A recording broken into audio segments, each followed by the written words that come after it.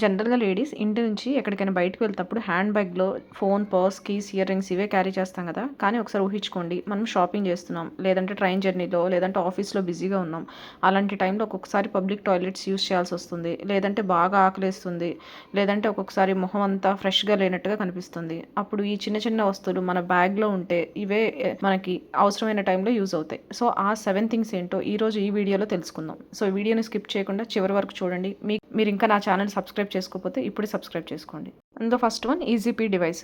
First ladies దీని గురించి మాట్లాడుకోవడానికి ఇబ్బంది పడుతూ ఉంటాం.